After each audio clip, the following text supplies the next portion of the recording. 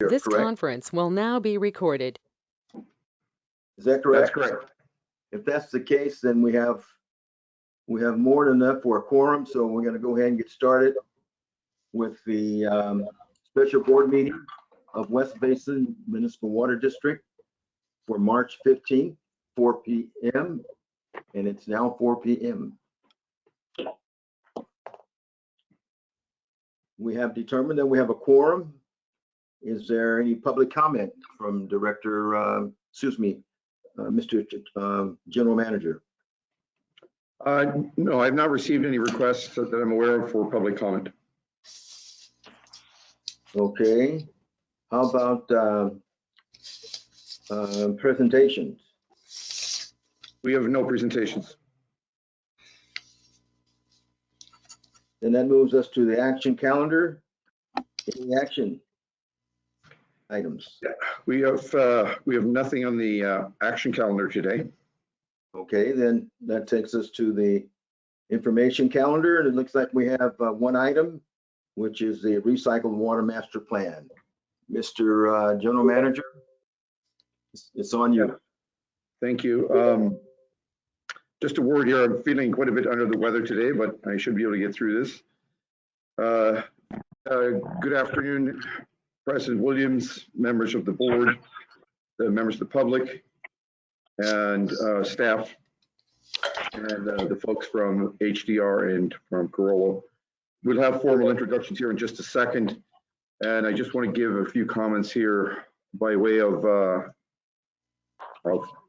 context for this presentation. We did a master plan back in 2000, and that was a joint master plan with LADWP. We did one subsequently in 2009, and we're bringing you today the one most recently produced, which is a look ahead for roughly the next 20 years. And it's taking a very broad view of all potential projects in the universe for West Basin. And since even this project was undertaken, this master planning activity was undertaken, a lot has been happening in the recycled water space. There's been significant regional new developments.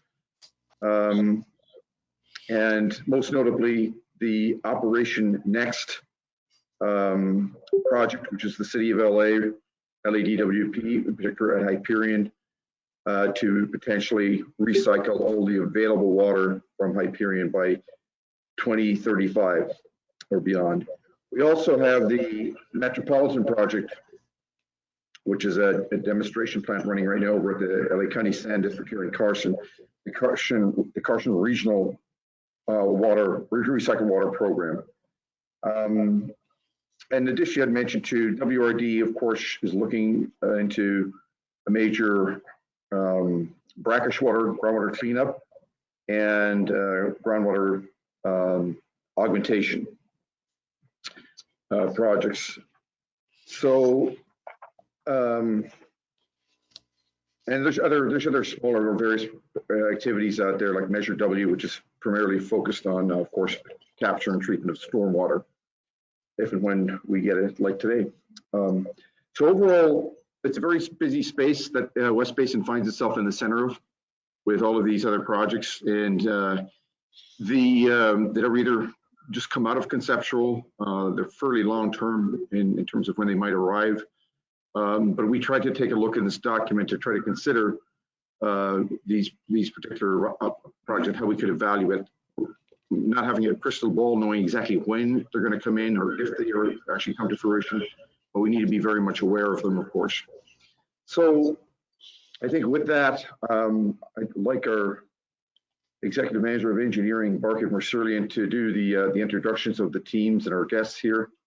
And it's a fairly lengthy presentation, but feel free to ask questions at any point throughout. I'll take it and give it over to you, Barkev. Thank you, Patrick, and good afternoon. Excuse me, Barkev. Before you get started there, the general manager said this was a very lengthy presentation. How long is it? It should, I think, Barkev, you can give the answer. It should be under an hour. We got 58 slides. We'll try to go through them as clear and as fast as we can. So probably presentation alone is around 45 minutes. Okay, because I figured we'd have about a 1 hour time attention span there. So that'll work. Thank you. Mr. President, can you hear me? Director Gray. Director Gray, how are you? Can you hear me? Great. I'm on the phone, so I just wanted to let you know that I am on the call. Okay, well, thank you. Welcome. Thank you. Thank you. Okay, Mark, you can go on now. Thank you, President Williams, and again, good afternoon, everybody, and afternoon, directors. As Patrick mentioned, yes, this hasn't been your typical master plan for several reasons. One is because of everything that's going around us and how the different programs and projects may impact West Basin and may impact the capital improvement program and the roadmap that we would be setting with the master plan for the next 20 years. And then for a second reason is just the effort that it required, and putting together a master plan through COVID conditions was a little bit challenging, but the team persevered. So I commend the efforts on both our internal staff and the consulting team to putting this document together. Our internal efforts were led by Orlando Rodriguez, who served as project manager for the master planning effort. And he was in charge of corralling the troops from both the engineering and operations departments throughout the process, through all the workshops, the reviews over the last year. So special thanks to all those folks from engineering and operations that participated in this process. On the consulting team, we have it's Jennifer Duffy from HDR, served as project manager. Jennifer is HDR's National Water Reuse Practice Lead. She has an impressive background in water, sewer, and recycled water master planning and design. Jennifer has led several projects for different agencies. One of the most recent experiences include preparing the recycled water master plan for City of San Diego. And also Jennifer is a past chair of the Water Reuse Association San Diego chapter.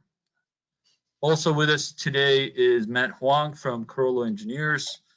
Matt has expert in water and recycled water hydraulic modeling and master planning. And most recently, he's led an effort to prepare a facility feasibility study for City of Long Beach's advanced treated recycled water program, and previously worked on the One Water LA 2040 plan. Also on HDR's team is Gregorio Estrada, who today will be talking about some of the treatment system evaluations that we've prepared. And Gregorio has been with HDR for almost 15 years now and has extensive background in treatment system evaluations. So that's the team that will be presenting today. There's a lot of information to present, and there will be some breaks that we'll take in between. But what you see in front of you here on page 3 of your hard copy presentation packet is the agenda for today's presentation. We'll talk a little bit first about the past, about our program and how it was developed. Orlando will cover a little bit of some of the goals that we set for the master plan. And then we'll turn it over to the HDR's team to talk about the process of putting together the master plan and providing an overview of some of the key findings. Jennifer will talk about the capital improvement plan that has been prepared. And in conclusion, I'll take over at the end of the presentation to talk about some of the next steps before we open it up for more questions from the board members. So on the next slide here, we'll start off just talking about ourselves because we love to do that. On this slide, you'll see that our recycled water program, it all started with that agreement with the city of Los Angeles to purchase the treated effluent in 1991, followed by securing a significant amount of funding to build the facilities. And in 1995, several key facilities were constructed and agreements were put in place with partners in West Basin service area to get recycled water to 2 satellite facilities and to several customers. That initiated our recycled water program.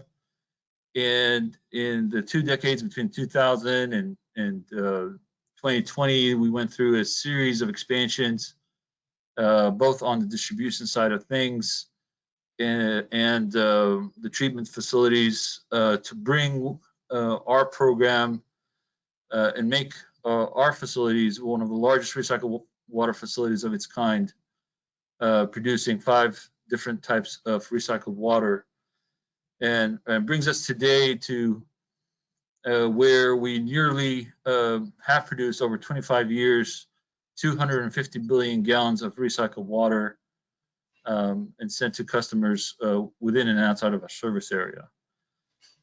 So that's 250 billion gallons, again, of treated effluent not sent to, not entering Santa Monica Bay, and that's, offsetting 250 billion gallons of imported water to the region. You'll see from the graph here how effluent flows to Hyperion.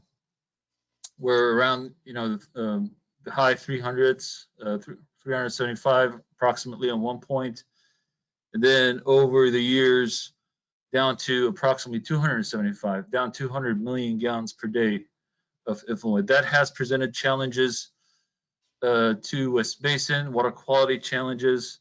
Of course, it tells a successful story about water conservation, but at the same time, presenting some challenges to downstream agencies like LA San and West Basin with regards to operating the facilities that produce the recycled water.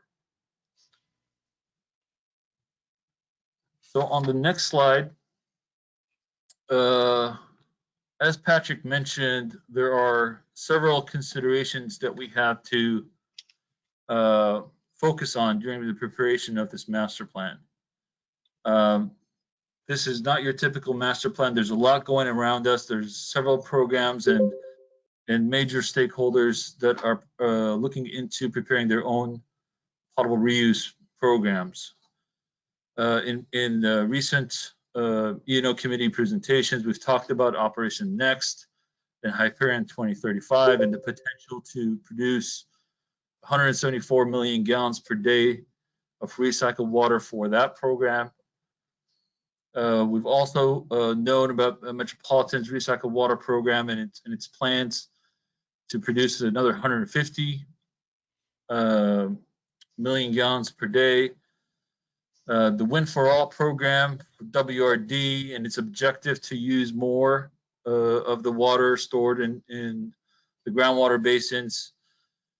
And also the West Coast Basin Groundwater Education Amendment in 2014 that promoted further use of recycled water and further look into groundwater augmentation projects.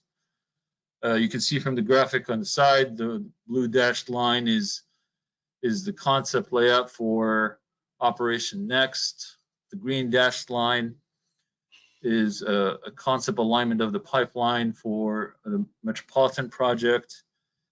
And then you can see how our system in purple is situated between those 2 projects. So you'll see in the presentation later on how when we conducted the market analysis, the market assessment of what demands are out there, we provided special consideration to some of these stakeholders. On the next slide, you'll see our distribution system as it exists today. The purple lines here represent West Basin owned facilities, distribution system lines. There's some blue lines you'll see near El Segundo. That's LADWP lines over there, and then some more blue line in the close to Carson, just south of the 91. That's Cal Water's recycled water system. I just want to note that analysis of the Cal Water and LADWP systems was not included as part of this master plan. The master plan just focused on West Basin facilities that you see in front of you here. So with that, I'm going to turn it over to Orlando to talk about some of the master plan goals. Thank you, Barkev, and good afternoon, President Williams and members of the board. So, you know, it has been over 10 years since West Basin's previous recycled water master plan in 2009. And as you can imagine, you know, a lot has changed since then. Potable reuse regulations have evolved and are still evolving. Regulations for groundwater augmentation and surface water augmentation have been approved by the state of California's Division of Drinking Water. Regulations for direct potable reuse, which is the use of advanced treated or recycled water for drinking water purposes without a natural barrier, such as a groundwater basin or a surface water reservoir, and those are still pending. Also, since 2009, West Basin has expanded its recycled water customer base to include major new customers such as the new Sophie Stadium. The number of customers has more than doubled from just over 200 customers in 2009 to approximately 450 customers today. The Los Angeles groundwater basin adjudication was amended in 2014, which allows recycled water to be injected into the West Coast Basin to be used for groundwater augmentation and not just as a seawater intrusion barrier. Now, the 2014 amendment will have a significant impact in the region's ability to maximize the use of recycled water. Some regional recycled water projects are also evolving, such as, you know, as Barkev mentioned, the City of Los Angeles Operation Next and Hyperion 2035, as well as the Metropolitan Water District's purification project. You know, West Basin will continue to collaborate with these regional stakeholders on achieving its near-term and long-term goals. And then our goal with the current recycled water master plan was to capture and take into consideration the most current information as it planned West Basin's next steps. Next slide, Jennifer. Thank you. So additionally, the recycled water master plan will serve as a guide to maximizing water reuse in the future. You know, as you know, West Basin currently produces 5 types of designer recycled water types. Title 22 for irrigation purposes, nitrified water for cooling towers, single pass RO water for low pressure boiler feed at the refineries, double pass RO water for high pressure boiler feed at the refineries, and groundwater replenishment water that is currently used for injection into the West Coast Basin to mitigate seawater intrusion. Also, the recycled water master plan considered indirect potable reuse in the form of groundwater augmentation as a potential future use. Thank you. And furthermore, you know, we set objectives for the recycled water master plan to help achieve its goals. You know, the district defined its main objectives for this master plan from the start of the project.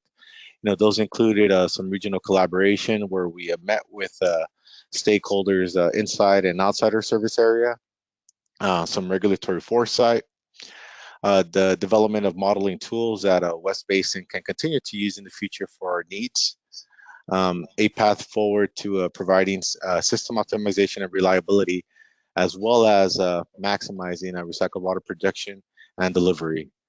And finally, a roadmap defining next steps that will guide West Basin in advancing its recycled water program. Next slide. And with that, I will hand it off to Jennifer Duffy, who will be talking about the recycled water master plan process. Jennifer. Thank you, Orlando. Good afternoon, President Williams and members of the board. We're very excited to be here today to present our 2021 Recycled Water Master Plan. We started the master plan back a little over a year ago in February 2020. The scope of work included these main tasks: the recycled water market assessment, treatment plant evaluation, a hydraulic model update, existing and future system evaluations, and then the development of a capital improvement program. The master plan is built on a series of 10 technical memoranda that culminate in a final report. And that's pretty much where the stage that we're at today, is wrapping up that final report. As part of the master plan, we developed several tools that the district staff will be able to update in the future as conditions evolve. Those include a recycled water customer database, the hydraulic model, and that includes GIS updates, a pipe criticality model, and then a capital planning tool. And that tool and that model will allow for cost and scheduling of future projects.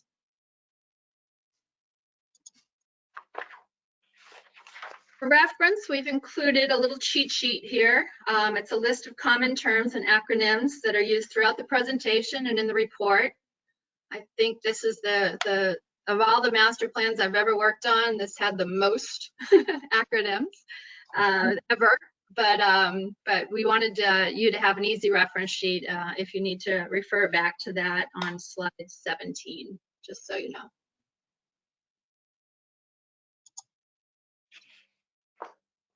The next set of slides, we're presenting our key findings for the recycled water market assessment. Matt Huang of Carollo led this task, and he's going to present the next couple of slides. Good afternoon, Director Williams and members of the board. Good afternoon. I'll be presenting the recycled water market assessment. So we conducted an outreach campaign to users inside and outside West Basin service area to understand potential recycled water use. We divided the agencies into 3 groups. The first group were water purveyors in cities inside the district service area. We met with them to understand their needs, obtained existing water demands from them, and identified areas for growth-related demand. Some of the billing data that we received was under confidentiality agreement. The second group were water purveyors outside the district's boundary, such as Compton, Long Beach, and Beverly Hills, to understand how West Basin can serve neighboring agencies with the recycled water. And the third group we met with were regional water utilities, such as Metropolitan, LADWP, and WRG, who are all planning regional projects. Our goal for this market assessment was to identify all potential recycled water opportunities, both non-potable and potable reuse, in and around the district service area. Next slide, please. So we identified potential recycled water customers in 5 categories. The map on the right shows the potential recycled water customers that we've identified, and the size of the dot represents the volume of recycled water that they could use. The yellow dots are irrigation customers who can receive standard Title 22 recycled water for irrigation or industrial processes. The dark blue dots require nitrified water. These are potential cooling tower customers. The orange dots require reverse osmosis processes. These are boiler feed for refineries or other industrial processes. The brown dots require advanced treated water. These are regional groundwater augmentation projects. And the light blue dot is the expansion of the West Coast barrier. Next slide, please. So in total, we identified 70,000 acre-feet a year of potential new recycled water opportunities. While we recognize that West Basin will only serve a portion of the customers, we wanted to include, all the potential customers that we identified. The light blue dots are potential irrigation customers located within a 1.5 mile of an existing water pipeline. So we're calling these Tier 1 and Tier 2 markets. The Tier 1 is within a 1/4 mile and Tier 2 is within a 1/2 mile. And the potential demand for these customers is 2 MGD. The colored ovals on this map are potential system expansions that would serve clusters of potential recycled water customers. These would require additional infrastructure with up to 6 MGD of additional demand. West Coast barrier demands may increase up to 10 MGD depending on actions by regional partners.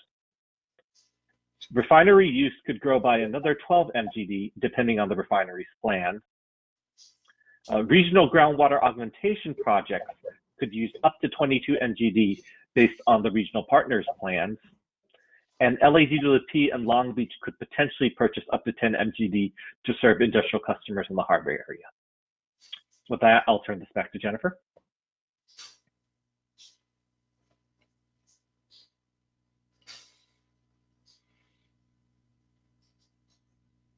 Almost forgot to take myself off mute. There we go.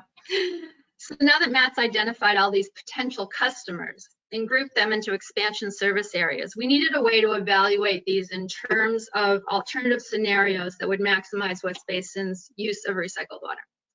So we created 3 themes or scenarios to assess the different portfolios of customers.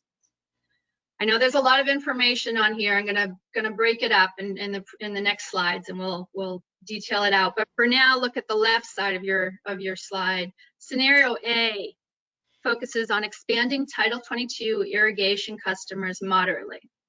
It centers mostly on participation in a local groundwater augmentation project in coordination with Water Replenishment District's plans for the West Coast Basin. And then we thought, well, if that groundwater augmentation project does not come to fruition, could West Basin maximize its use of Title 22 water locally? So scenario B focuses on maximizing expansion of the recycled water distribution system to capture more irrigation customers and serving additional recycled water for the refinery uses.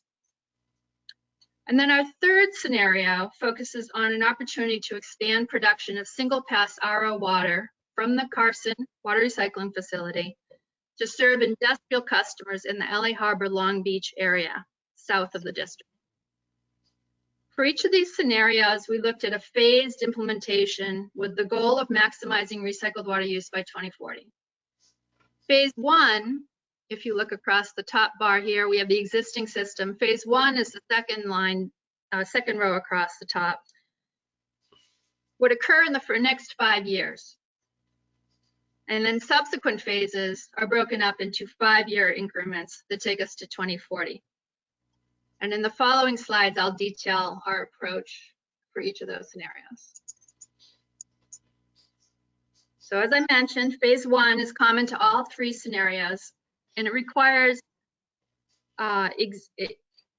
capitalizing on the existing capacity at the EC Little treatment plant and in the existing conveyance pipeline. So there is available capacity. So with very little infrastructure improvements, we can capture additional approximately 10 MGD of additional million gallons a day of additional demand. So we would be capturing potential Title 22 customers that are within a 1/2 mile of the existing Title 22 system, what we were calling the Tier 1 and Tier 2 customers, and would pick up approximately 2 million gallons of demand there. We're anticipating an increase in demand at the Marathon Refinery of 2 million gallons a day based on your plans for phase 2 expansion of the Carson facility. And then the West Coast barrier system is currently designed for a maximum of 17.5 million gallons per day, but today is only taking an average of 12 million gallons per day. So with some coordination with WRD, and potential improvements at their well field sites, there is potential to increase this demand by 5 million gallons a day in the near term. And then there's also potential for conversion of some potable water uses at the Chevron refinery that would increase their demand by 1 MMGD. So that's phase 1. Under scenario A, we focus on the Title 20 irrigation customer growth and coordinating with WRD on their plans for a groundwater augmentation project. This requires a new advanced water treatment plant in phases 2 and 3, and in phase 4, an additional expansion of the West Coast barrier system. There is a timing element to this opportunity, in that West Basin would need to be able to produce advanced treated water at one of the satellite plants prior to 2026 to meet WRD's timeline. West Basin would provide an alternate supply of recycled water to WRD, who could otherwise get that water potentially from Metropolitan's recycled water program. We anticipate potential demand of 9 million gallons a day in phase 2, and then an expansion by 9 million gallons a day in demand in phase 3, for a total of 18 million gallons a day for groundwater augmentation. And then this next slide illustrates over time how that demand would increase through 2040, with the brown portion of the bar being groundwater augmentation implementation. Under scenario B, we focus on serving Title 22 irrigation customers and expanded use at the refineries. That would take us up to 65 million gallons per day within the district's current service area. This scenario requires a significantly greater investment in new pipelines to deliver recycled water to the expanded service areas, such as Kenneton and Torrance. And when you look at this graphic, similar graphic, but the expansion areas are in the purple and the orange, serving Title 22 and refinery uses.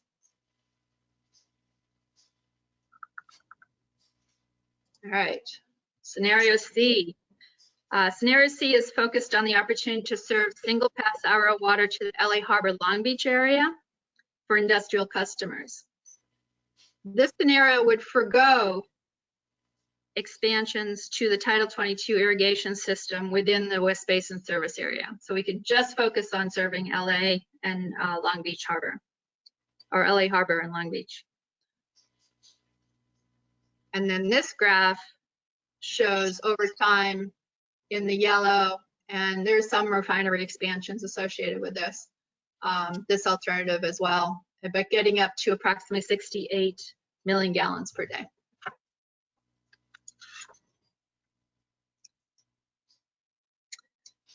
This slide describes the thought process on how these scenarios might be implemented, as they do require collaboration with your neighboring agencies. As scenario A is dependent on WRD's near-term plans to implement the groundwater augmentation program, we anticipate that West Basin staff would initially pursue a look into this opportunity. And this, if they're successful, then, you know, and it works out and everybody's happy, then, you know, we would move forward with implementing scenario A.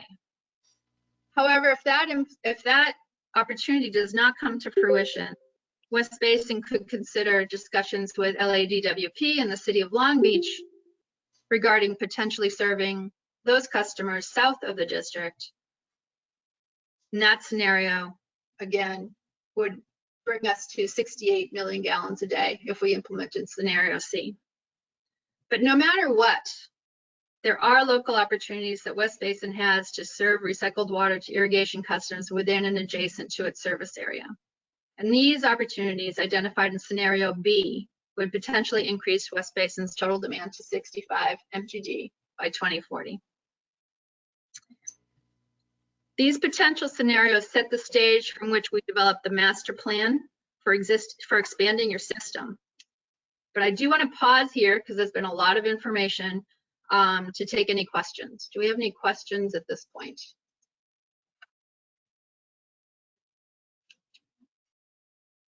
Questions from the directors?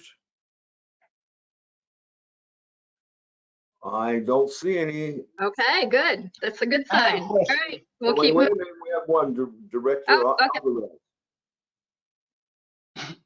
Go Yes, ahead. sir. You have presented a lot of information, and I've tried to read a lot of this stuff and still settling in. So Of course. I apologize if some of my questions are kind of out of the blue. But on the scenario A, you're Yes. focusing primarily on groundwater augmentation as the driver for increasing the use of recycled water. Correct. So we're focusing there on indirect portable reuse. That is true. Okay. And scenario C, I guess the one you have in the middle, I do have it in the middle. is still, tell me a little bit about that one. Is that's the one that's outside of our service area? Correct. If you look back on one of the previous slides that Matt Huang presented, you will see these orange dots that represent potential single pass RO opportunities south of the district in the LA DWP service area and City of Long Beach area. And those are large demands. I mean, you've found great success in serving your refineries locally, and I think they're looking at that as well. And we wanted to include that as an opportunity because it's the viable opportunity for if the West Basin is in a location and has the facilities that could serve that area. So we didn't want to leave that out. We wanted to include that as an opportunity. So that's not quite direct portable reuse. You'd have to do a little bit more treatment if we Correct. went to direct portable reuse. Correct. And the regulations for direct potable reuse, as Orlando mentioned earlier, are not finalized. But indirect potable reuse, where we're recharging the groundwater, those are set. Those Yeah. regulations are set. I understand. The last scenario, which is, I guess, the middle scenario B, then focuses on just expanding our Title 22. By Title 22, I mean just the irrigation purple pipe system. Correct. That's right. Okay. All right. Why don't you go ahead and go on? I understand a little bit better now, and I'll have some more questions later on, but otherwise we'll be here till 10 o'clock at night. So And we don't want that. And we'll have another. we don't want that. I already know that Director Alvarez will be like here. us to wrap up by 6 and hopefully by 5. That's where I'll that's keep what my we're aiming questions for. to a minimum, Harold. He's speaking only for himself. Those were great questions. I really do appreciate that. We'll have another opportunity to pause and ask questions as well. The next set of slides present our key findings associated with the evaluation of the existing and future treatment plant and conveyance systems. And Gregorio Estrada from HDR was the task lead on the treatment plant evaluations, and he's going to present the next couple of slides. Good afternoon. Thank you, Jennifer. I'm going to be, as Jennifer mentioned, I'll be speaking to you about the treatment plant evaluations that we conducted. And these evaluations set out to answer 3 important questions. Where are we going, and how do we get there? And of course, that relates to the treatment plants. The first question, where are we, was really set out to define what are the capabilities and limitations of your existing treatment facilities. And that's important to look at those facilities in context with where we need to go. So the question of where are we going examines the impacts of changing water quality from your supply water, the water you receive from Hyperion.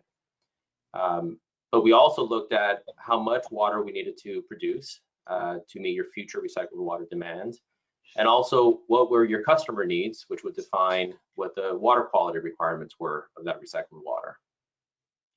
We then looked at what would be needed in terms of improvements at each of your facilities to meet that demand and that required water quality. We use that as the basis for defining and evaluating treatment alternatives at each of the facilities, and ultimately to develop recommendations for your capital improvement program. The first step was to do site inspections and assessments at each of your sites. We did face some challenges there. The pandemic restricted our ability to send a large team, but we were able to make these site visits. The West Basin staff was very accommodating and allowed us to enter those facilities to do those assessments. But we augmented that with additional phone interviews with staff to complete the assessments as well. These assessments included evaluations of any issues related to safety, access and circulation, performance of your equipment, instrumentation and control needs, challenges related to maintenance. We looked at optimization opportunities in terms of energy and chemical use. We also identified water quality challenges related to the process itself.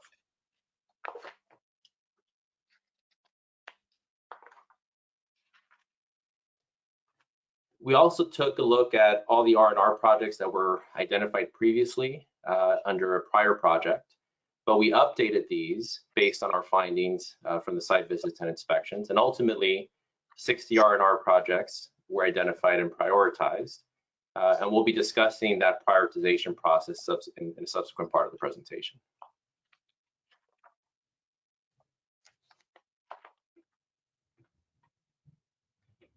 Part of this initial evaluation established available capacity at your facilities. As an example, for Edward T. Little, we found that you had adequate production capacity for both your Title 22 and barrier water demand. However, your low and high pressure boiler feed water systems is currently operating at capacity. I'll note here that the barrier water system and the Chevron high pressure and low pressure boiler feed systems, these capacities are shown if these facilities are operating on their own. If they operate concurrently, there is some shared facilities there, so the capacity is a little bit lower than what is currently shown there. And with that, Jennifer is now going to talk to you about the evaluation of the distribution system.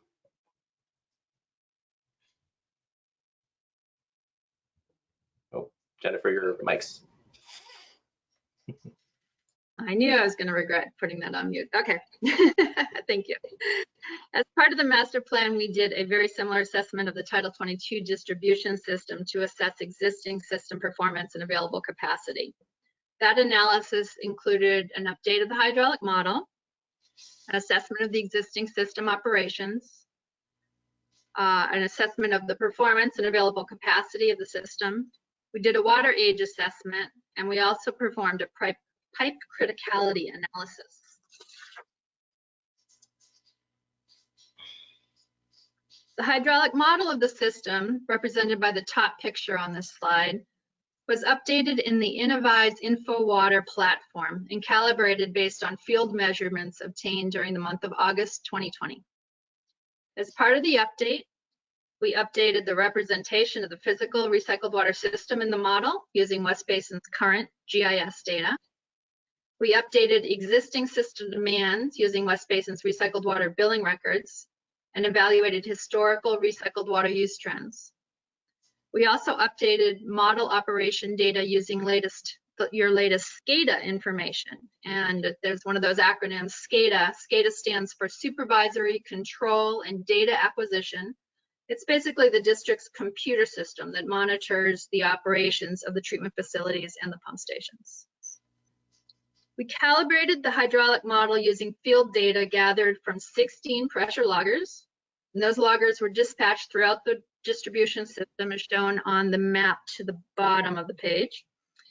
And that they monitored changes in pressure in the system at 15-minute intervals over a 2-week period in August 2020. And then on top of that, we developed a user's manual so that your staff has record of all the updates that we did.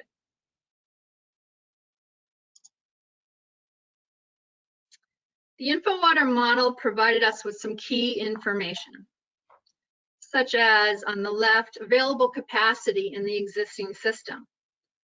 That was important so we could focus on serving demand areas that took advantage of that available capacity.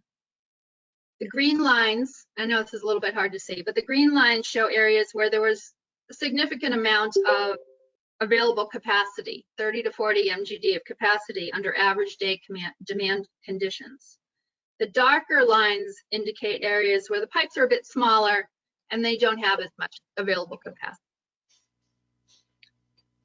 The model also provided us with a water age analysis, and that identifies where demands are lower and water might be sitting a little longer in the system. That could allow for a buildup of biofilm and potential for odor issues, so we don't want to see too much water age in the system.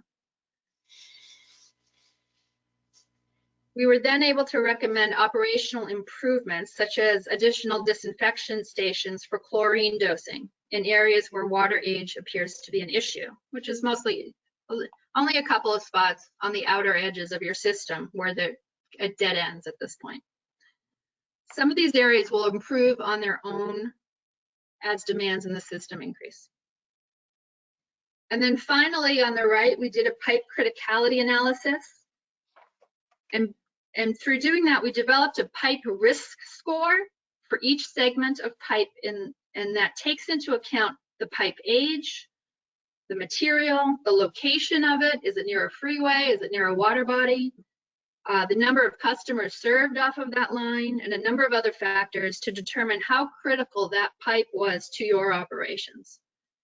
Those pipes with a higher score, such as the one in red, which makes sense because it's the one sort of leading out of EC Little, were identified as potentially needing more attention in terms of maintenance and inspections to ensure the integrity of the system.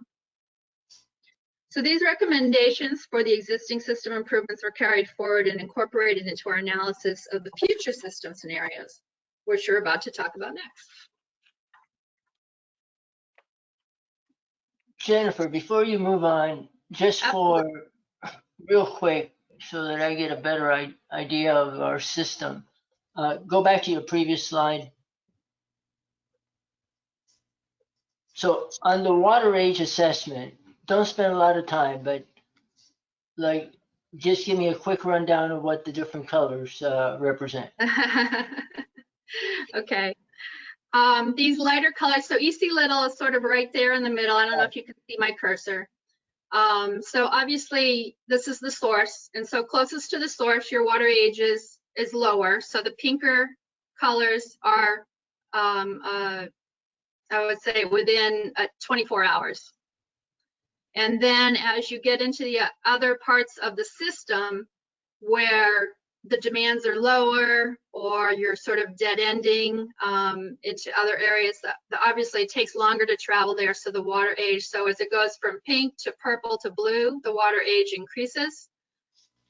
In these green and yellow areas, it's a little bit older. There are one or two areas that we found that had some odor issues, so we did a chlorine residual, chlorine decay analysis to see how chlorine decays over time within your system. And then we were able to recommend the locations of those future disinfection systems so that you could dose chlorine as it comes out here if the age is getting too old. Okay, and then on the existing system performance and available capacity, Yes. just real quick, the green is where we have the most capacity available. True, yes. And then the blue darker is where line, we have the least. yes, Okay. less. I should say less, not the least, but less. The darker it goes, the less capacity you have. And for instance, down here below the Torrance booster pump station, this very lower part, it's just a 6-inch line. So you wouldn't expect to have much available capacity in that pipe. Okay. And then on the pipe criticality, just real quick, what does the different colors represent? Let's see. So red is a higher pipe risk score. Yellow is the next highest, and then the least scores are in the blue and the green. So as you would inspect those pipes that are closest to EC Little, that carry the most water, are the most critical to your system. Those areas that serve sort of dead end areas that are smaller pipes with fewer customers on the end would have a smaller risk score. You wouldn't be too worried about them compared to your other. Gives you a relative assessment of the importance of the pipes in your system. Okay, so real quick, and then you can move on. When you did your modeling and your analysis, did you look at the capacity of the lines to meet future demands, or you just did the assessment of the system and you did not look at future demand scenarios? We certainly did, and we're getting to that. I'm just starting. Well, you'll hear about our future demand scenarios. So all those markets that Matt talked about, those future capacity, we wanted to know kind of where they were, and we saw that with all the dots, and then we said, well, here's our existing system. Where do we have capacity? Which of those future customers are most cost effective to serve, because you don't have to build new infrastructure. You can use the existing infrastructure to get to those markets. So we took that all into consideration for the future analysis. Thank you.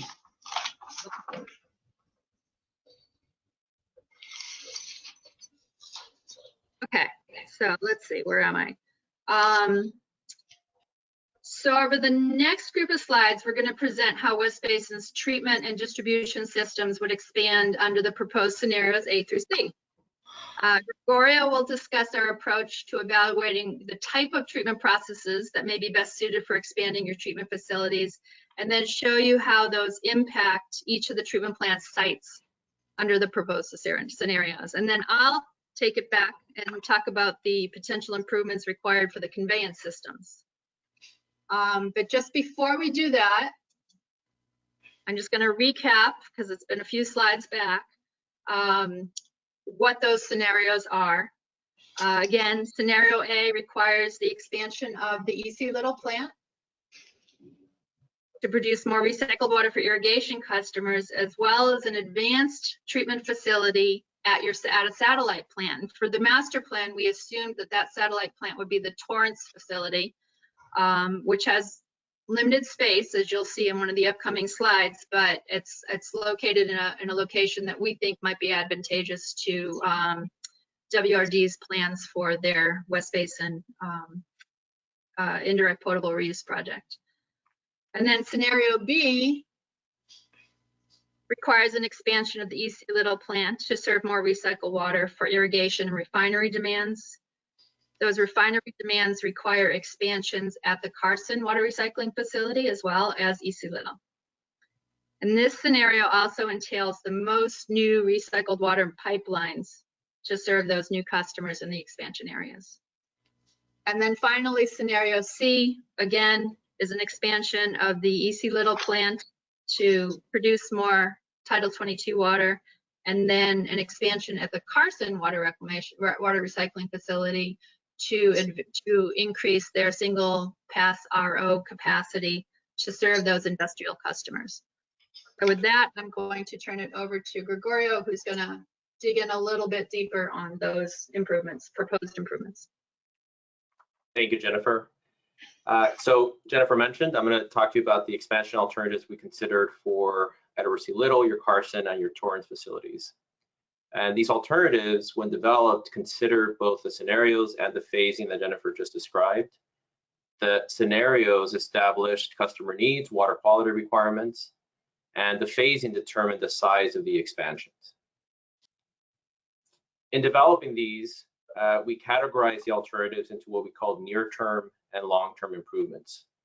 The near-term improvements would be done prior to 2035, which is the anticipated date of the improvements to Hyperion's effluent water quality. And these improvements would address current effluent water quality, and the evaluations considered not only the cost of the improvements, but also the risks associated with potentially stranding assets, and also the benefits of improved nitrification at Edward C. Little in the near term. Long-term improvements would be done after 2035, and these would consider actual water quality improvements from Hyperion.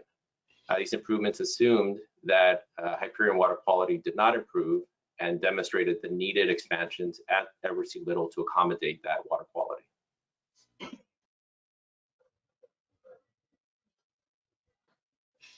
This is your Edward C. Little plant. The recommended improvements for Edward C. Little include expansions of the Title 22 system and the barrier water system, meeting anticipated future demands under all scenarios. So these expansions apply to all the scenarios discussed. The recommended approach is to expand using current treatment technologies. Doing so offers the lowest capital cost and operating cost, and it also avoids stranding the most assets. Improvements for the satellite plants are dependent on the selected scenarios, and the next few slides will show that. First, for scenario A, this requires improvements at the satellite plants, including a new West Coast Basin IPR project to serve that groundwater augmentation project. In addition, expansions to the Carson nitrification facilities and the Torrance single pass RO facilities. Under scenario B, the improvements of the satellite plants would include expansions to the Carson nitrification system and the Carson single pass RO system. In addition, it would be an expansion to the Torrance single pass RO system.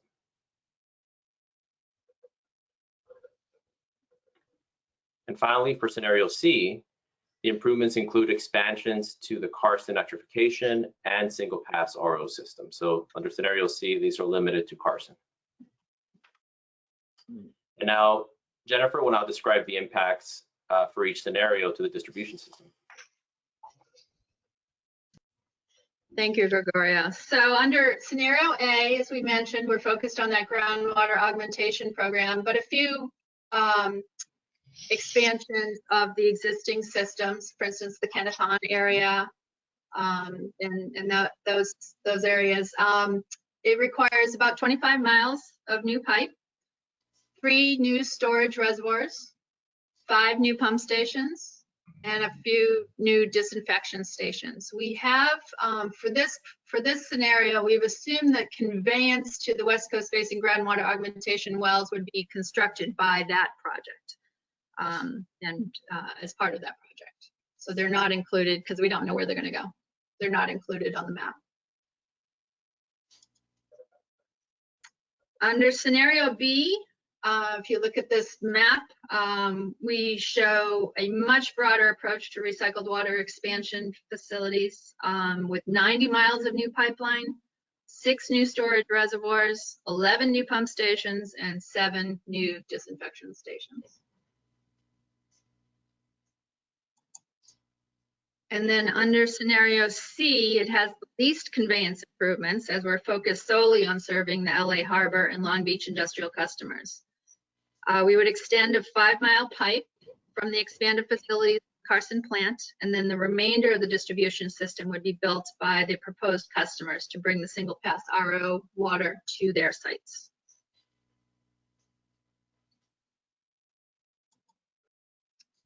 So I can pause here briefly. I know we're running close on time. I've got about 6 more slides. I can pause briefly here for questions, or I can keep going on the capital improvement program. Keep going. Okay. Because this is what everybody's waiting for anyway, right? How much is this all going to cost? And when do those potential expenditures occur? Okay, so this is where our capital planning tool comes into play. The tool we developed for West Basin is a dynamic capital planning model that keeps the plan alive. It prioritizes and sequences the R&R projects based on goals within your budget, and it creates scenarios that allow for phasing in of treatment and expansion projects.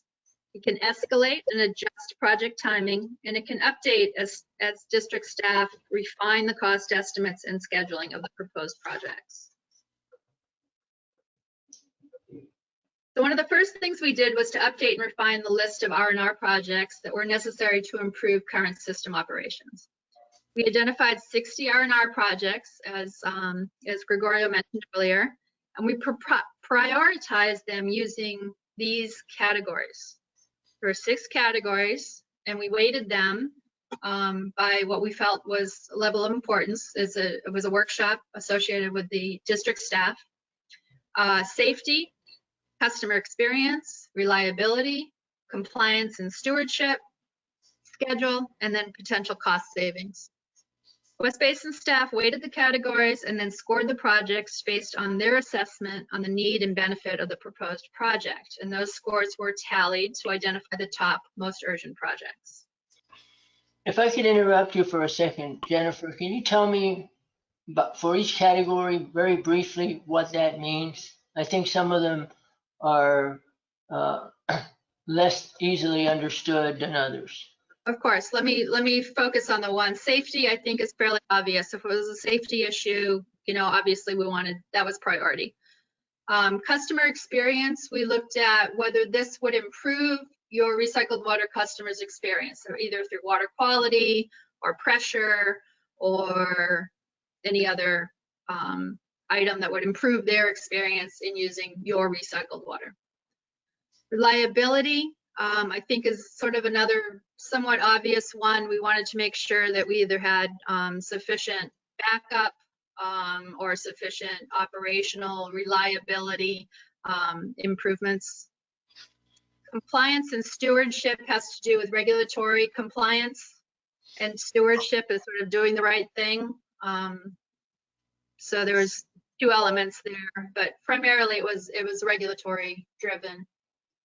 Schedule, we took into account whether in prioritizing that R&R project, if there were scheduling issues, either in terms of equipment purchase that needed to be advanced and brought up into the schedule so that we had enough lead time to purchase equipment, that type of thing. So that's what schedule came into. And then, of course, cost savings in terms of if this was a project that would result in overall cost savings to the district. The cost savings, or is spending money to save money, kind of like going shopping when you have a sale, still costs you money, right? So it's cost, not cost savings. That's true, but ultimately there'd be a benefit to some degree of cost savings in the long run. Okay, going back to compliance and stewardship, if I understood you correctly, it's really regulatory compliance? Correct. Yeah, meeting permit conditions. Okay, so it's not stewardship and what are we doing to get ahead of the curve and becoming regionally more self-reliant and independent of imported water and other water sources? I would say mostly I would talk to Orlando and Barcav. As I recall, we were more focused on the regulatory aspect when we were evaluating each project under this scenario or under this category. So it's regulatory.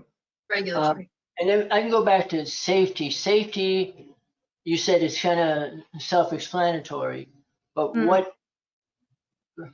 Maybe it's not so self-explanatory to me. Safety is safety. I can give you an example. At the plants. Safety of what? Safety of personnel at the plants. Yes, an example of that could be some of the R&R projects involving chemical storage tanks and chemical containment areas that have a high safety consideration for the operators. Do we have a bad safety record at this point? Is there a high incident of injuries? And we don't, but it is certainly a factor when we're looking at certain facilities that we would consider and look at how bad, if there's the condition assessment gets performed on a particular piece of equipment, and safety is always a factor of how much time we have until we replace the equipment. Okay, go ahead. Thank you. Okay, So the capital planning tool was used to schedule the proposed R&R projects based on that prioritization in coordination with the district's ongoing budgeting plans for the next 5 years. And I think you all received an executive summary as part of your package. The top 10 recommended R&R projects are shown on page 8 of that executive summary. But the focus is to get to those projects within the next 5 to 6 years. And that's what this graph shows, is the level of potential expenditure on those projects, focused mostly on the next 5 years. There are some projects shown here that are replacement projects that are recurring and will happen in perpetuity, that are shown extended as extended costs. But for primarily the 60 projects that we identified would essentially be completed under this scenario for in the next 5 to 6 years.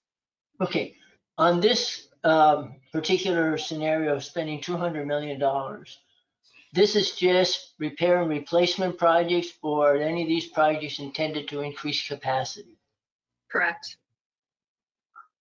There are, The question is, it will is improve water this quality. R&R, or is there projects that are going to increase capacity in that $200 million? there are some projects in the R&R that have an element of increasing capacity by way of improving water quality. Yeah. But also one or two, well, I'm not going to give it a few projects do have an element of replacing, upgrading, and then therefore having a little bit extra capacity in it. And then also sometimes in an R&R project, we are looking at adding redundant piece of equipment, a redundant pump, or and then that basically adds to the firm capacity that the facility can produce. So there are certain projects with certain elements of increased capacity. All right, go ahead. Thank you. So as noted in the beginning of the presentation, the objectives of this master plan were to maximize the use of existing assets, leverage technical and regulatory advancements, and keep options open for regional and local collaboration. And with the proposed scenarios A through C, we feel we have captured a portfolio of opportunities to give West Basin independence and flexibility in proceeding with plans to expand your recycled water system. And it's really important to note that this master plan is a plan. It's subject to change, just like every other master plan. The proposed new infrastructure project schedules certainly can be adjusted based on funding opportunities and customer demand as you move forward. So I'll just kind of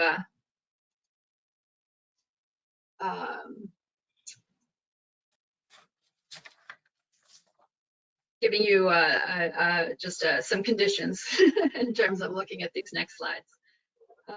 For scenario A, this shows potential treatment plant and distribution system new infrastructure projects totaling an estimated $403 million, with an emphasis on costs associated with the Torrance water recycling facility in that light blue column. So that light blue illustrates the expansion of the IPR treatment process at the Torrance facility. Jennifer, excuse me a second. So this is this additive 403 plus 203 million, or just $403 million for everything inclusive of the 203? In addition to So it's additive. So we're it's looking additive. Correct. What We've you're really added showing here is for that convenience. The light gray bars are and they're common to every scenario, are these light gray bars are the recycled, the R&R projects from the graph that I showed previously. on the previous And so one. these in dark gray, blue, and orange are the additional $403 million in new infrastructure costs. So if I just add them all up, I'm really looking at 600 million. Okay, keep going. Okay, we're getting close. Scenario B, the potential treatment plant and distribution system, new infrastructure projects total an estimate of $417 million in addition to the R&R projects, with an emphasis of costs associated with the conveyance system shown in orange. So the orange bars show that under scenario B, we really are focused on expanding the expense costs go to expanding the recycled water system in pipelines versus treatment. And then under scenario C, the potential treatment plant and distribution system new infrastructure projects total an estimated $334 million in new infrastructure costs, with an emphasis of treatment costs at the Carson facility, which is shown in that dark gray. Not as much conveyance, little bit of conveyance, but not as much, and mostly treatment costs associated with scenario C. And with that, I am going to turn it over back to Barkev to talk about next steps. Thank you, Jennifer. Really, when we talk about next steps, this decision matrix here in summary, again, it's important to kind of focus back and talk about this. What we're looking at in the next few years is, like Jennifer mentioned, R&R, a big R&R focus on our facilities, and then maybe some elements of recycled water, Title 22 recycled water for maybe tier 1, tier 2 type of customers. And then if funding is available and the partners are available, potential expansion projects.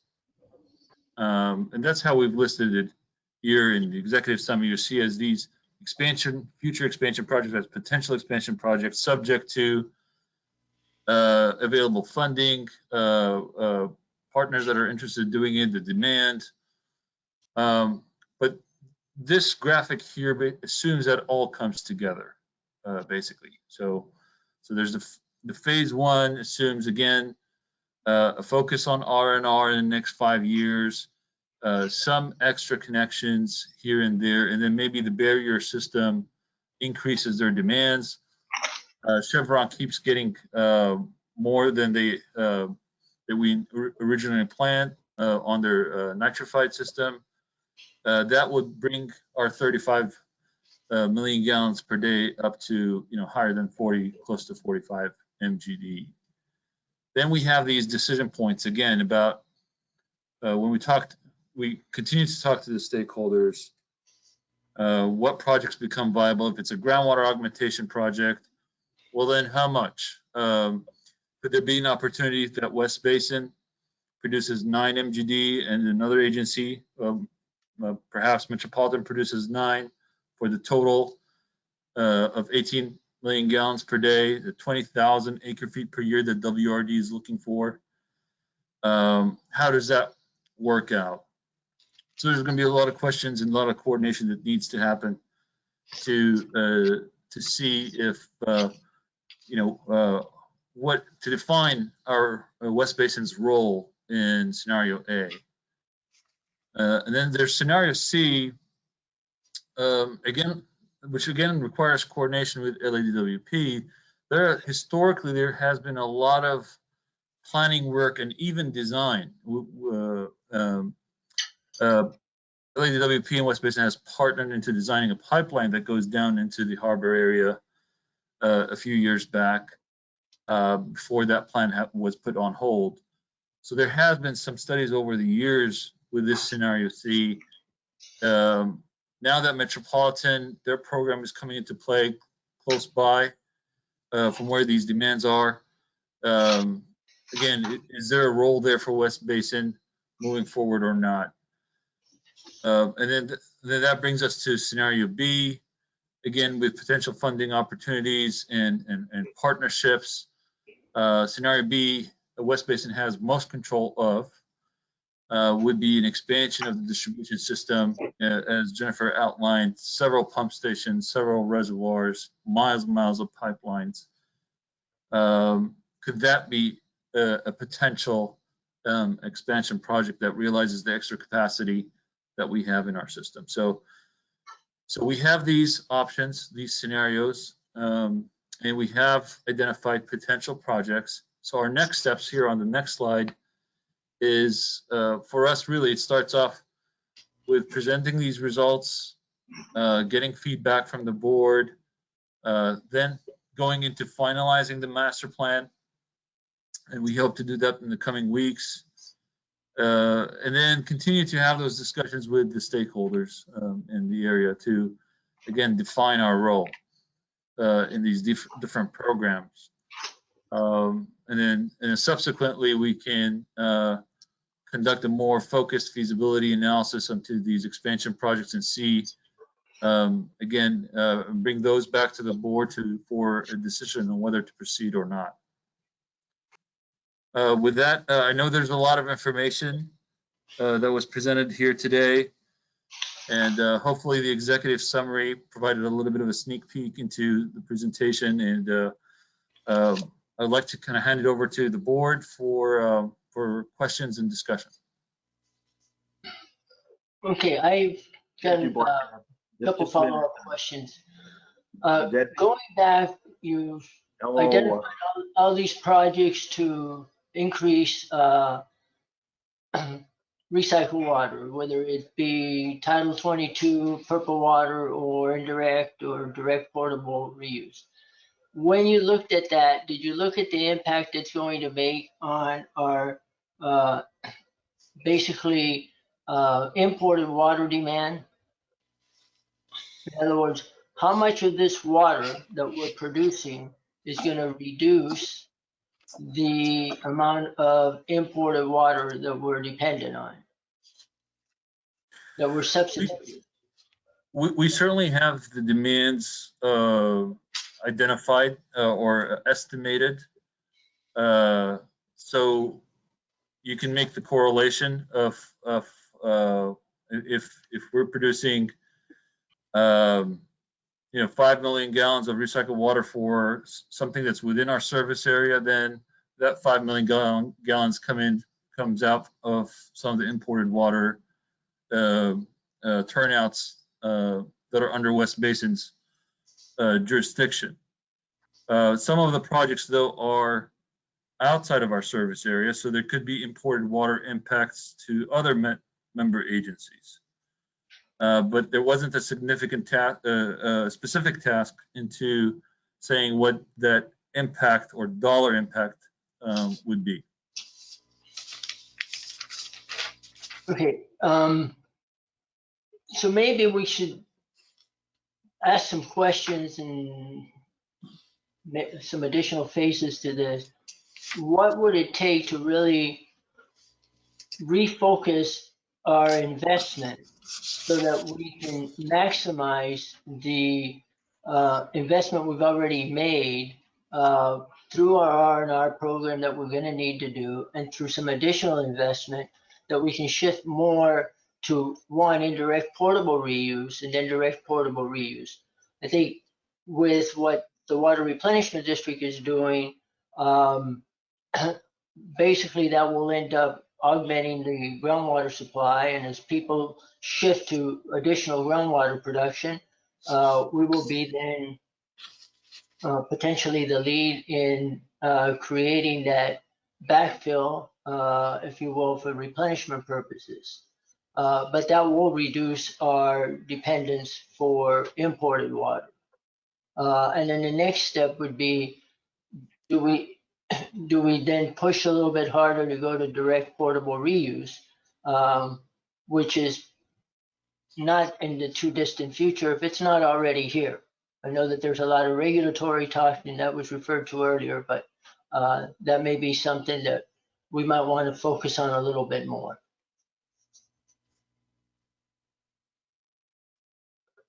Well, anyway, those are my comments for right now. Okay, well, it's very interesting because I have a problem understanding how we are going to decrease our dependence on imported water when we depend on imported water for our recycling program. We import water from LA to run our program. So how does this all fit together? And I don't see direct potable reuse that close. Mr. Chair, can we? Yes. Yeah, Director whenever Gray? you're done. I'm sorry. I'm on the phone, so I can't, whenever you're finished, sorry. So how does that fit in there? Is staff? Well, I think one of the objectives of if we were to enter, if West Basin would have entered into a major expansion project, a major IPR project, one of the things that we would be looking for is the cost and potentially recovering all the costs of the project, not only the capital cost but its operation and maintenance, and not have the project be helped with other sources of funding. Well, you know, that's one option. Just a minute here. If you look at page 7 of 58, it shows the systems or the pipelines. It has the regional projects, and West Basin is in the middle. You see that? Yes. Right. Okay. It looks like since we don't produce wastewater, we buy wastewater, and we buy it from Hyperion.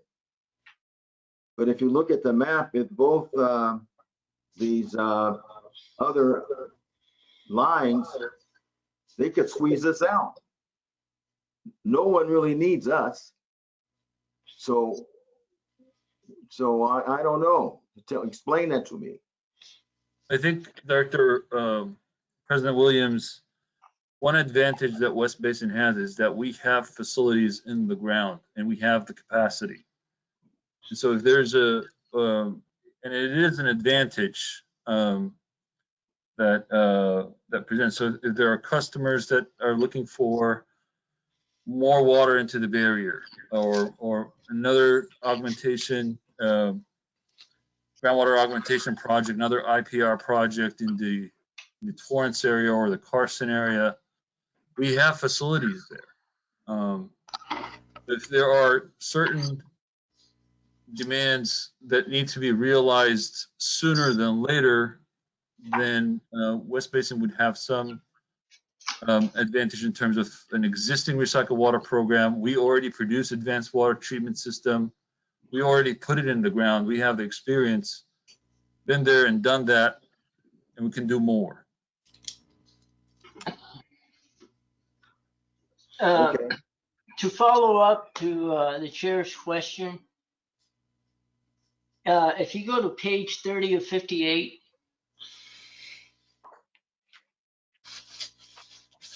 so what this recycled water master plan, if you will, I'm more interested in where are we headed, or where should we be headed? And it's a much bigger question. But if I just go to the very first phase 2, you're looking at 54 MGD potentially that we have to produce of water. So we have to have a source of water for that, which is going to be Hyperion at this point, correct? And so, and that's inclusive of today. I mean, today we produce for 35,000 acre feet of water. Conference call. Okay, bye. Okay. So what would that be? That'd be about 31, 32 MGD. So you're looking to, at least for phase 2, which is in the short-term future, in the next 10 years, we're going to need to go from basically another 20 MGD of capacity that we have to secure from Hyperion. But long term, you're saying 70 MGD. Potentially. Again, these are identified opportunities, and this is what we could do given certain funding opportunities and partnerships. But it doesn't necessarily say that this is what we will do. Okay.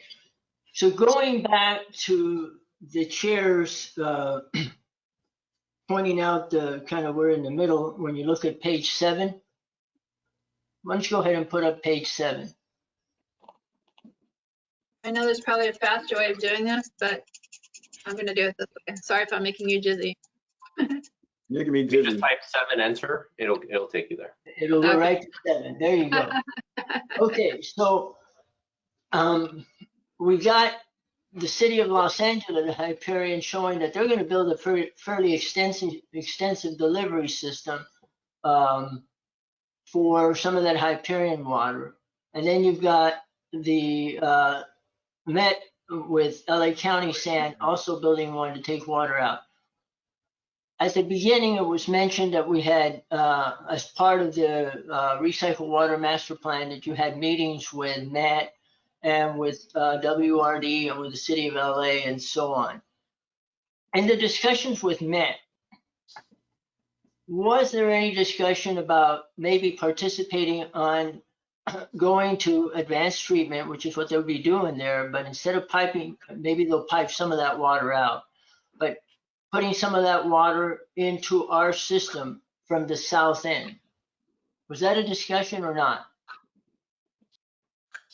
It was not a discussion with Met. However, West Basin has considered that in previous master plans, particularly the one from 2000. A while back, there was a discussion about doing that, and then ultimately, back then, it was decided not to implement that. So, with Met focusing on their project and their area over there, we didn't engage in discussions to say we'll take a portion of that source water too. With regards to LA system here that you see in the dashed blue lines, what they've done is they've identified, I think there was 8 buckets, they call them, as part of Operation Next. And the buckets are basically demands, if you will. A big demand for the future system that they're planning for, some for IPR and some for DPR.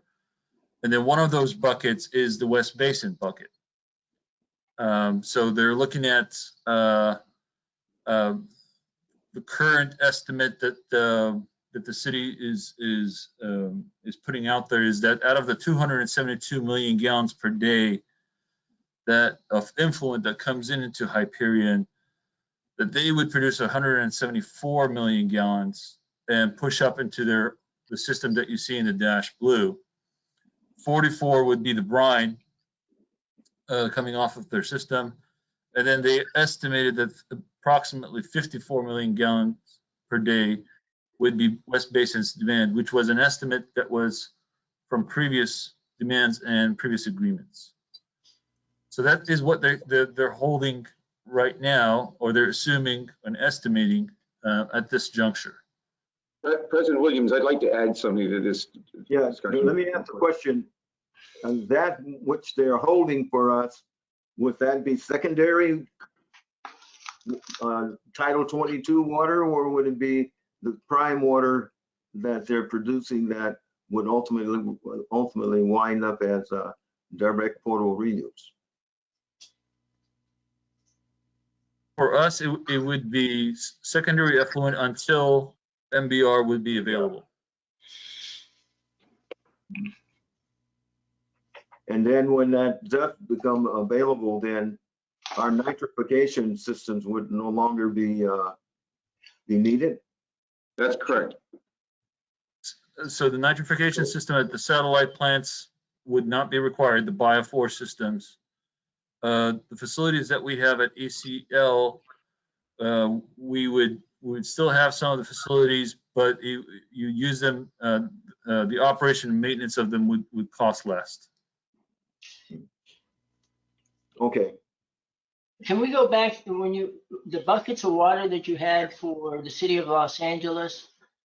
What is how much production is the average production for Hyperion versus, you mentioned 174, I think you said 40. 44. I didn't write them all down, so please kind of go over them again. Yeah, I have it here. So the 2035 influent to Hyperion is estimated to be 272 MGD.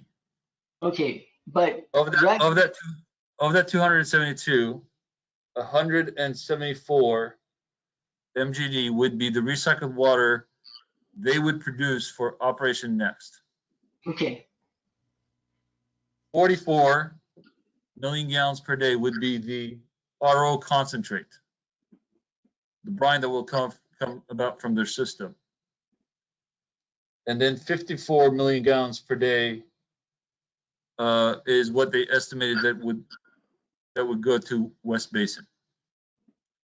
Jill, did I get that right?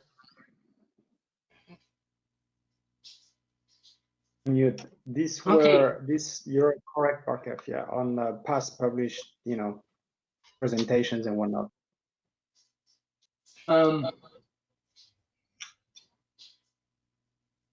Isn't the 272 MGD maybe, and this is critical, we have a lot of things coming up as to what really LA is going to have available at Hyperion. I thought that their average production right now of secondary or inflows was down to about 250 MGD. And that probably is going to go down some more. It's not going to go down indefinitely forever like it has in the past 15 years, where we've seen a dramatic reduction in wastewater. But we're going to see a little bit more as there's some additional conservation measures that are still going to reduce overall water consumption. So we have to be, and we're really going to need a really good number here, and I'm looking for one. I don't think we have one right now, but we have to be really careful because we need to know what do we estimate the city of Los Angeles, and this will be subject to some discussions with them, obviously, that they're going to be, and then what really do we need in order to meet where we want to be in the future. Yeah, just a minute here. I think these are great questions from Director Alvarez, but I think we're going to run into a time situation here. I think, can we continue this at our water and our E&O committee meeting? Yes. Of course. Great idea. Where we can have more time to go over this, because there's a lot that I don't understand. Desi seems like he understands a whole bunch more than I do, and that's hard to believe. But just kidding. But it's a lot here to digest, and I don't think we're here today to make any decisions. So I think to put this back into the oven, because it's not really ready. It's not fully cooked for us to make any decisions on it, and that wasn't the intent today. But before we do that, Director Gray. Yes, and thank you, President Williams. I'm at a little disadvantage because I don't have the information before me, but my question was if staff can maybe come when we do discuss this again, because I know a lot of discussion has been around direct portable reuse. And if staff can maybe come back and give us some kind of status on what's going on with that, and maybe some projection on what that means moving forward. And I did have a question as to, was there something that the board had to take an action on? I mean, I appreciate staff is certainly prepared to present, and I appreciate all the presentations that have been given, and I guess more to come. But but is this just information to digest and just for us to know that there are options out there as we look at our recycled water program and our capital improvement program? Or is there a certain thing that the board is supposed to do in terms of taking any action moving forward? Thank you. Madam Chair, no, staff is not asking us to make a decision today. They are presenting information to us. So we have plenty of time to look at all of the information that's out there, not all, but most of it, that we'll need to make a decision at the time.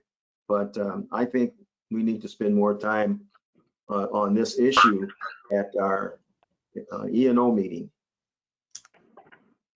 Well, yeah, Mr. Chair, I wasn't saying about today. I'm saying at the very end of their presentation. I mean, what is expected of us if it's just information that we should know moving forward? That was my whole point. Whenever we do complete the presentation, what's the expectation of the board except to look at the information and give feedback and ask questions? That was my real question.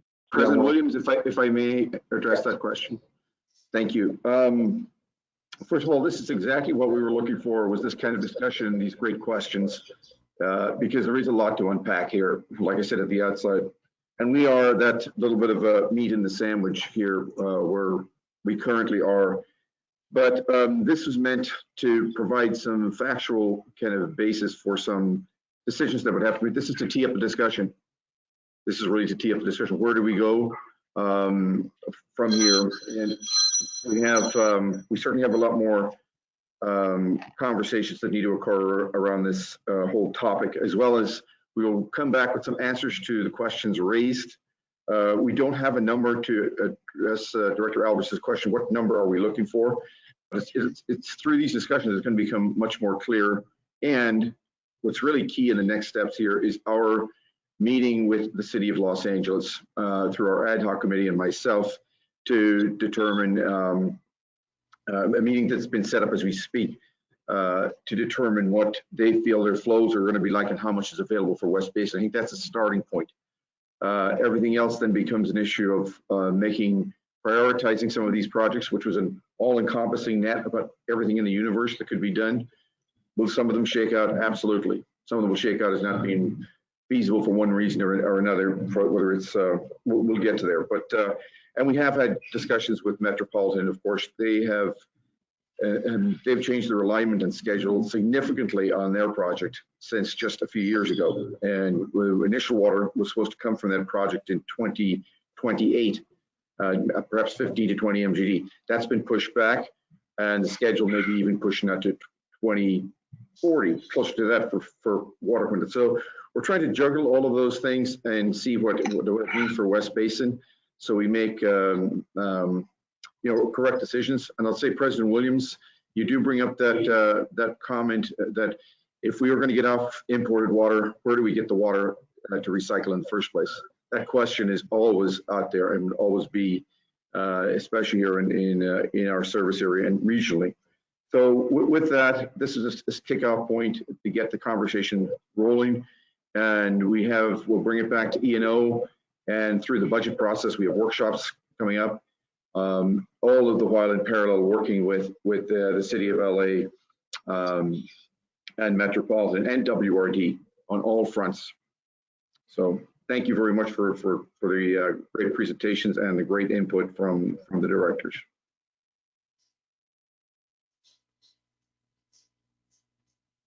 Thank you. Any other comments from the other directors? No, thank you very much. Director Houston? Sure, hold on one sec. Very quickly, can y'all hear me okay? Yes. Yes. No, I think it's been a good discussion, a really good presentation, and I have read through the hard copy, although I think we're all in the same boat that we've got to try and figure out what exactly this means. So I definitely support bring it back to E&O so we can have some more discussion and conversation about it. One of the things too is, how quickly will that pilot project at the Hyperion plant be accomplished, let alone how quickly we would even get better quality water coming from Los Angeles. That doesn't seem like that's going to be a very fast process, big picture. So, you know, that should also play into discussions of what we do at EDC Little. So I think we do have a lot on the table to figure out, you know, in the near term as well as long term, when it comes to these projects, you know, not just the low hanging fruit, because I see these different scenarios, some things that are close by versus way far away. So anyways, thank you. It's a good starting point, but I'm with my colleagues that we really got to step back and digest this, especially too in the midst of our own budget process coming up, and what are the priorities in the next, you know, 2, 3, 5 years. But I definitely am going to listen and rely on you all to give us some good advice as to where we might want to focus. You know, so anyways, I really thank you, and that's all I got at the moment. So, and nice to see you in person, Jill. It's been a while. But anyways, and thank you, Jennifer and Gregorio. Thank you. Thank you. Okay, anyone else? Okay, seeing none, we will adjourn this meeting and wait for the next E&O meeting to for further discussion on this project. Thank you, staff and for the team for putting this together. Lots of information, lot to digest, and we look forward to getting into this thing as we go down the road. Okay, thank you so much. This meeting is adjourned. Thank you all.